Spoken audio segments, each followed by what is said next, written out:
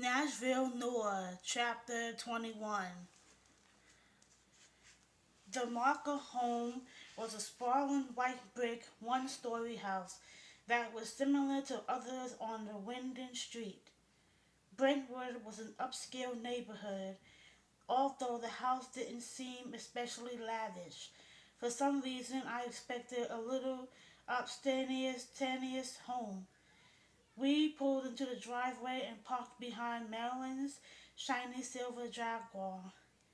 Jamora was poised to knock when the door was opened by Jeremy Marker, Marilyn's stepson. He looked at us without saying anything.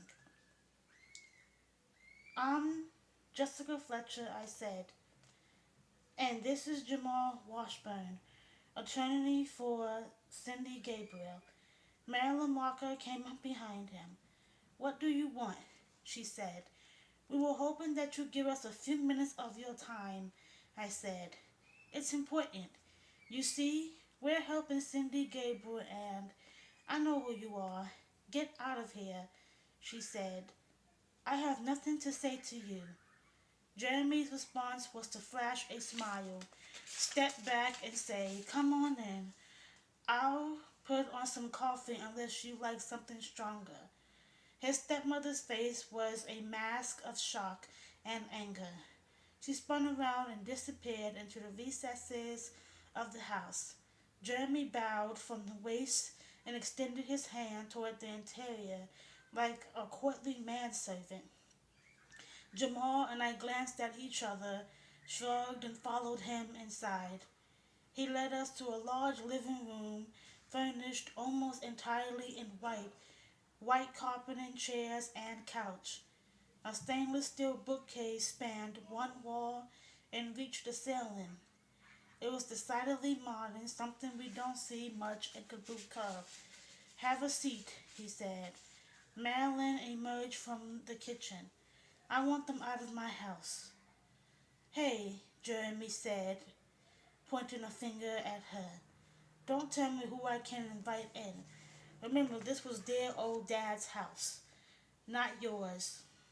"You're despicable," Marilyn hissed.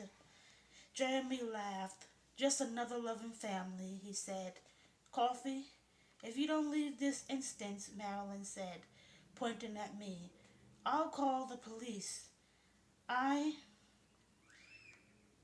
wondered whether we were on shaky ground being there, but Jamal stepped in with, "That'll be fine, Mrs. Marker.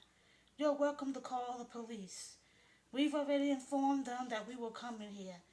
You can save yourself some grief by talking to us, but I can formally dispose you if you prefer."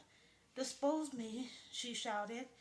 "I have just lost my husband, a man I loved very much, and ooh, this is getting good now," Jeremy said, going to the kitchen. "I have every right to dispose you," Jamal added, "as part of my defense of Mrs. Gabriel." Some of the stem went out of Marilyn's voice and demeanor as she said, "How can you possibly defend that vile old young woman?" "Because she's entitled to a presumption of innocence," Jamal said. "Look, we won't be here long, but there's a question we need to ask you." Marco's wife drew a series of deep breaths before saying, "All right, go ahead with this question you have." Jamal looked at me. "Mrs. Marker," I said, "I'm truly sorry for your loss. You have my deepest sympathies, and the last thing I want to do is intrude on your period of mourning. But the question is important." She challenged me silently with her eyes. "Where were you when your husband was killed?" I asked flatly, keeping any hint of accusation from my voice. "Are you suggesting that I might have killed Rod?" "I'm suggesting nothing of the kind," I replied. "But we need to know where you were." She said nothing.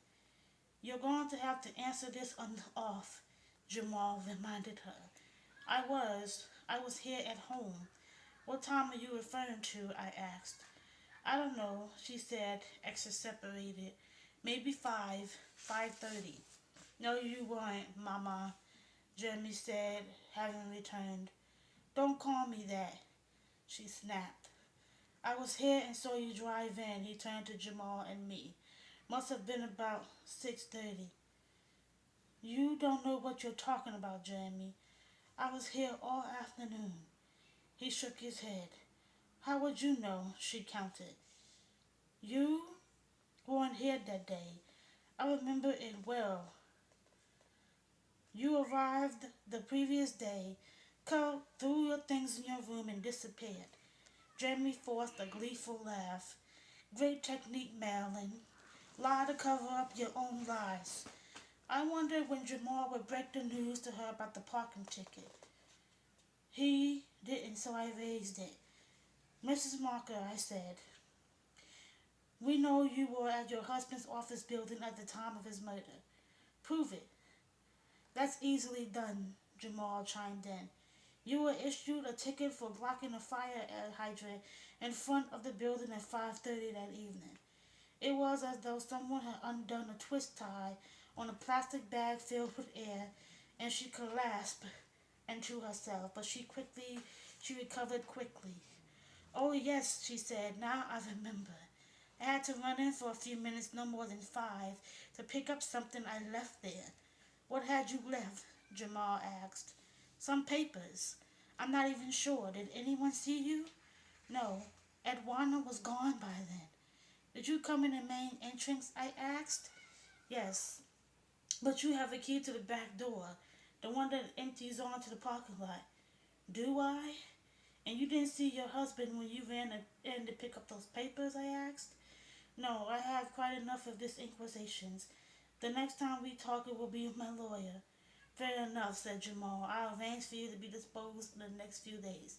Thanks for your time. He stood to signal the end of our visit. Jeremy, who'd been sitting in a chair, one leg, one long leg flung over his feet, got to his feet and escorted us to the door. We stepped outside when I turned and asked, were you here that evening, Jeremy? His artificial gaiety now abandoned. He gave me a hard look and forcefully closed the door. Like, comment, and subscribe on this video. Bye.